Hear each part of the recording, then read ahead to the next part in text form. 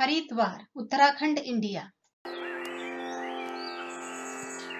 Hari means the Supreme Personality of Godhead, and Dvara means the door, therefore Haridwar means the doorway to the Supreme Personality of Godhead.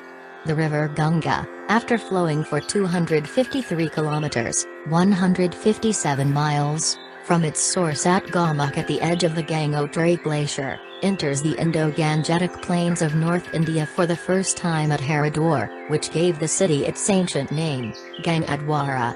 The Kumbh and the Ardham Melas also take place here every 12th and 6th year. Mentioned in Srimad Bhagavatam.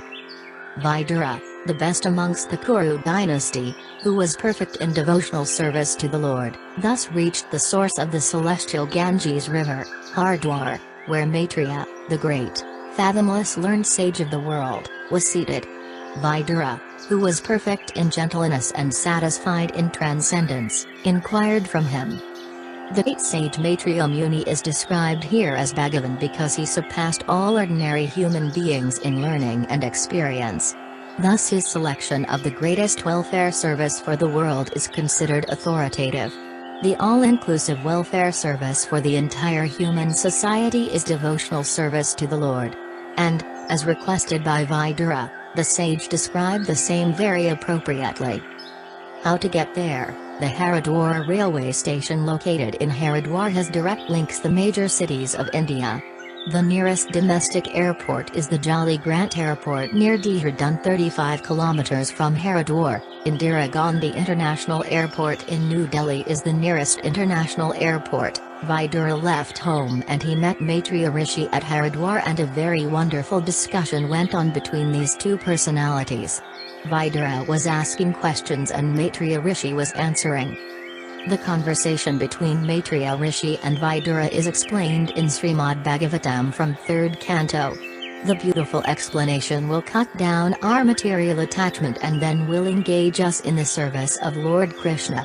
If we maintain our material attachment we cannot become properly engaged in serving Lord Krishna. His Holiness Bhakti Charu Maharaja explains this point very nicely. Krishna is not going to take the service from anyone and everyone because when Krishna takes the service, Krishna becomes indebted. When Krishna receives something from his devotee, Krishna becomes grateful to the devotee. That's why Krishna doesn't want to give devotion. He gives liberation very easily but not devotional service. Why? Because giving devotional service means Krishna receives the service. Krishna receives the service, and when Krishna accepts the service then Krishna becomes indebted. Krishna has to give back something in response, in return. That's why Krishna doesn't want to give devotional service so easily. Brahma Kund, the spot where the Amrit fell, is located at Har Ki Pauri, literally, footsteps of the Lord, and is considered to be the most sacred ghat of Haridwar. It is also the primary center of the Kanwar pilgrimage, in which millions of participants gather sacred water from the Ganga and carry it across hundreds of miles to dispense as offerings in Shiva shrines. Haridwar is famous for Har Ki Pauri and its Ganga Aarti. Ganga Aarti means worship of Ganga. Lots of people visit this place for Ganga Aarti every day early morning and evening. Kund, Brahma Kund. Haridwar.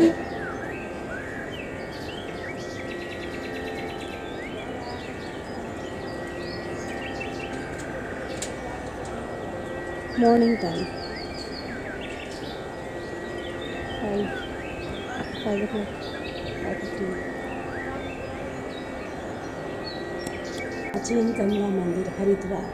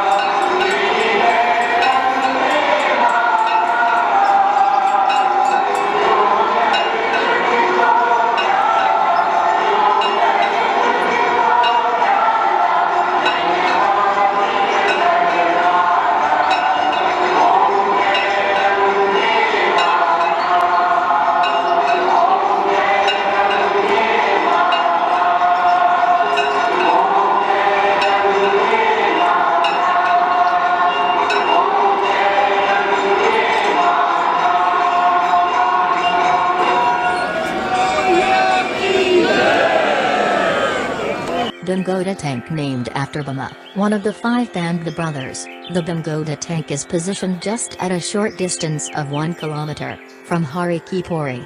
According to legend, the sacred tank came into being when Brahma banged his knee against the ground during his journey at Haridwar. Bimgoda tank.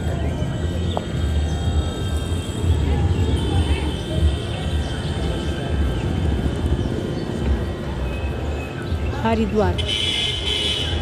Bimgoda. The ancient temple of Daksha Mahadev stands in the South Konkan town. According to the scriptures, the king Daksha Prajapati, father of Sati, Lord Shiva's first wife, performed yagna at this place, but did not invite Lord Shiva, Mahadev. Feeling insulted, Sati burnt herself in the Yagna Kund.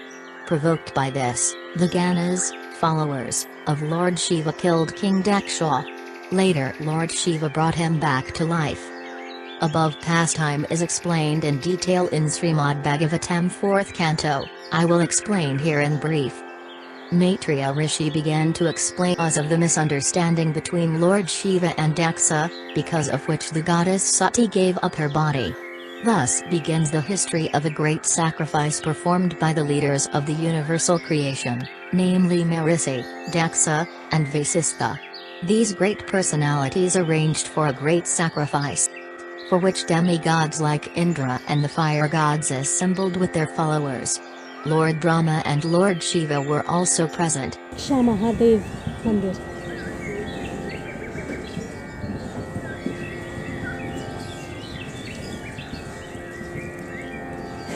When Daksha, the leader of the Prajapatis, entered that assembly, his personal bodily luster as bright as the effulgence of the sun, the entire assembly was illuminated, and all the assembled personalities became insignificant in his presence.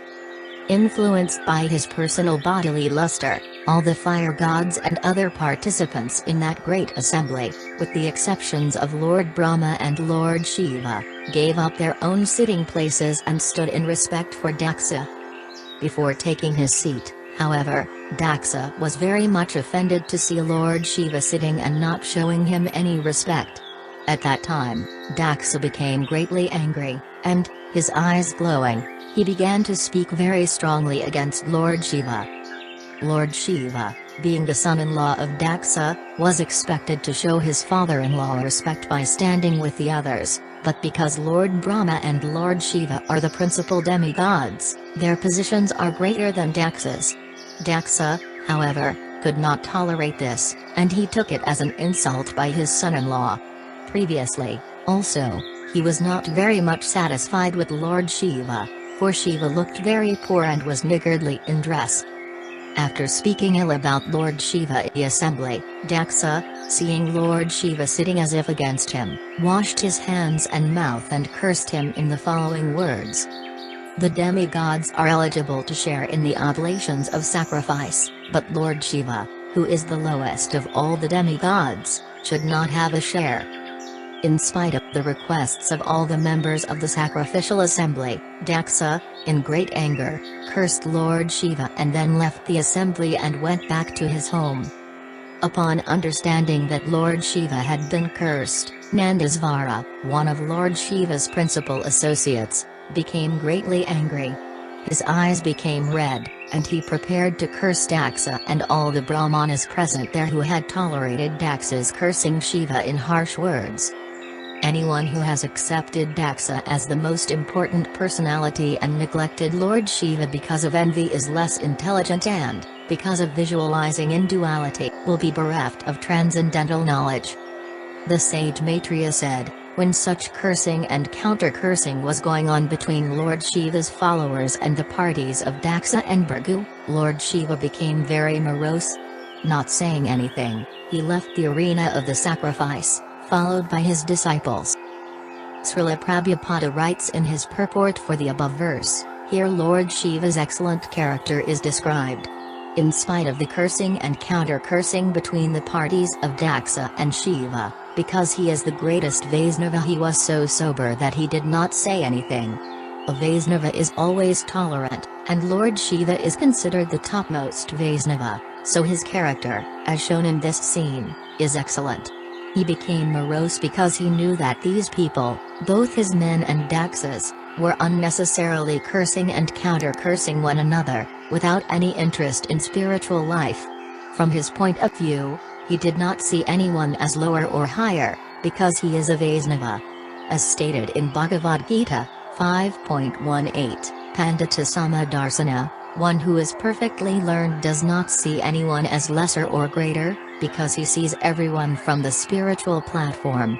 Thus the only alternative left to Lord Shiva was to leave in order to stop his follower, Nandisvara, as well as Bhrigu, from cursing and counter-cursing in that way. Although he was envious and was inimical towards Lord Shiva, Daksha was appointed the chief of all Prajapatis.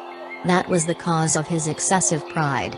When a man becomes too proud of his material possessions, he can perform any disastrous act, and therefore Daksha acted out of false prestige.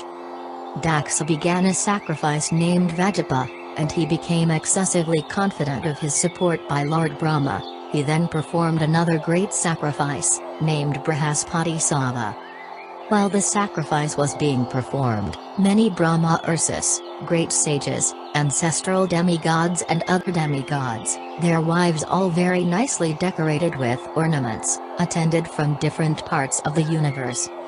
The chaste lady Sati, the daughter of Daksha, heard the heavenly denizens flying in the sky conversing about the great sacrifice being performed by her father.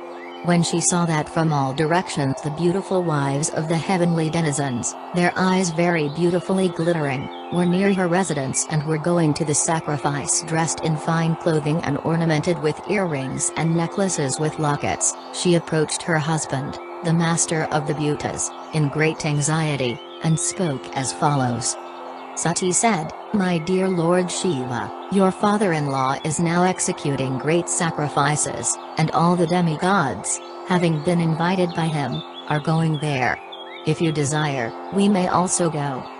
I think that all my sisters must have gone to this great sacrificial ceremony with their husbands, just to see their relatives. I also desire to decorate myself with the ornaments given to me by my father and go there with you to participate in that assemble." The great lord replied, "My dear beautiful wife, you have said that one may go to a friend's house without being invited, and this is true, provided such a friend does not find fault with the guest because of bodily identification and thereby become angry towards him." Lord Shiva could foresee that as soon as Sati reached her father's house, her father, Daksha, being too puffed up because of bodily identification, would be angry at her presence, and although she was innocent and faultless, he would be mercilessly angry towards her. Lord Shiva warned that since her father was too puffed up by his material possessions, he would be angry, and this would be intolerable for her. Therefore it was better that she not go. This fact was already experienced by Lord Shiva because although Lord Shiva was faultless, Daksha had cursed him in so many harsh words. "My dear white-complexioned wife, it is clear that of the many daughters of Daksha you are the pet, yet you will not be honored at his house because of your being my wife. Rather, you will be sorry that you are connected with me. If in spite of this instruction you decide to go, neglecting my words, the future will not be good for you. You are most respectable, and when you are insulted by your relative, this insult will immediately be equal to death." The sage Maitreya said, Lord Shiva was silent after speaking to Sati, seeing her between decisions. Sati was very much anxious to see her relatives at her father's house, but at the same time she was afraid of Lord Shiva's warning. Her mind unsettled, she moved in and out of the room as a swing moves this way and that. Sati felt very sorry at being forbidden to go see her relatives at her father's house, and due to affection for them, tears fell from her eyes. Shaking and very much afflicted, she looked at her uncommon husband, Lord Shiva, as if she were going to blast him with her vision. Thereafter Sati left her husband, Lord Shiva, who had given her half his body due to affection. Breathing very heavily because of anger and bereavement, she went to the house of her father. This less intelligent act was due to her being a weak woman.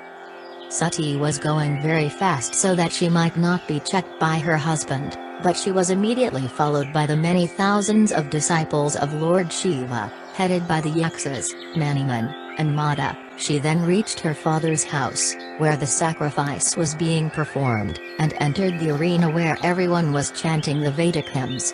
The great sages, Brahmanas and demigods were all assembled there, and there were many sacrificial animals, as well as pots made of clay, stone, gold, grass and skin, which were all requisite for the sacrifice.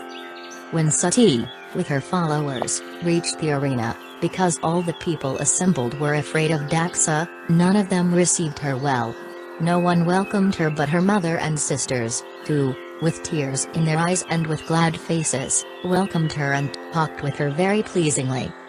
Sati did not accept the greetings offered by her sisters and mother, for she was not at all satisfied by her father's silence. Sati was the youngest child of Daksha, and she knew that she was his pet. But now, because of her association with Lord Shiva, Daksha forgot all his affection for his daughter, and this very much aggrieved her. The material bodily conception is so polluted that even upon slight provocation all our relationships of love and affection are nullified. Bodily relationships are so transient that even though one is affectionate towards someone in a bodily relationship, a slight provocation terminates this intimacy. Present in the arena of sacrifice, Sati saw that there were no oblations for her husband, Lord Shiva. Next she realized that not only had her father failed to invite Lord Shiva, but when he saw Lord Shiva's exalted wife, Daksha did not receive her either. Thus she became greatly angry, so much so that she looked at her father as if she were going to burn him with her eyes. Daksha Yatna Kund.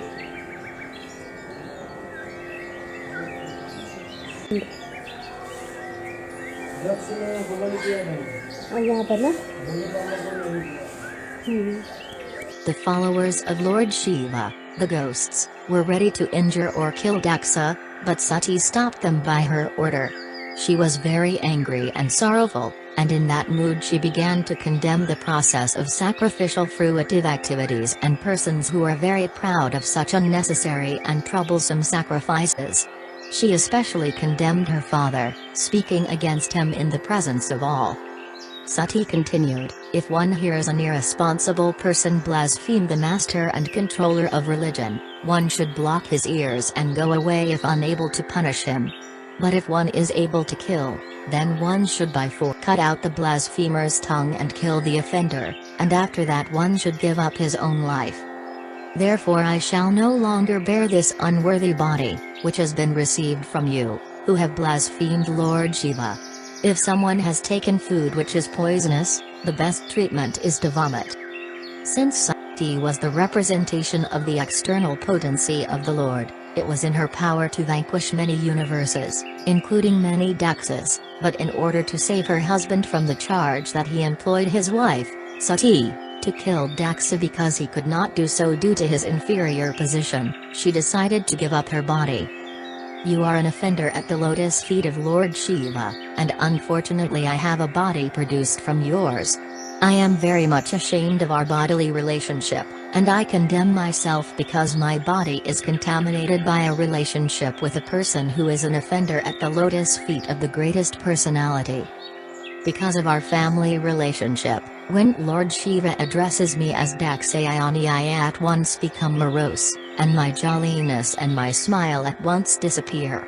I feel very much sorry that my body, which is just like a bag, has been produced by you. I shall therefore give it up. While thus speaking to her father in the arena of sacrifice, Sati sat down on the ground and faced north. Dressed in saffron garments, she sanctified herself with water and closed her eyes to absorb herself in the process of mystic yoga. First of all she sat in the required sitting posture, and then she carried the life air upwards and placed it in the position of equilibrium near the navel. Then she raised her life air, mixed with intelligence, to the heart and then gradually towards the pulmonary passage and from there to between her eyebrows. Thus, in order to give up her body, which had been so respectfully and affectionately seated on the lap of Lord Shiva, who is worshipped by great sages and saints, Sati, due to anger towards her father, began to meditate on the fiery air within the body. Sati concentrated all her meditation on the holy lotus feet of her husband, Lord Shiva, who is the supreme spiritual master of all the world. Thus she became completely cleansed of all taints of sin and quit her body in a blazing fire by meditation on the fiery elements. Sati Kund.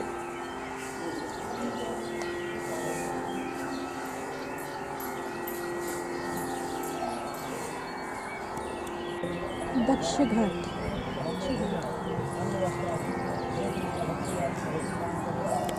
Ganga ji का प्राचीन मंदिर।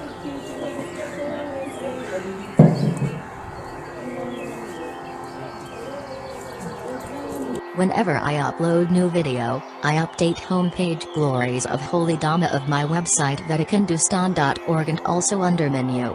You can also press the YouTube subscribe button to receive notification.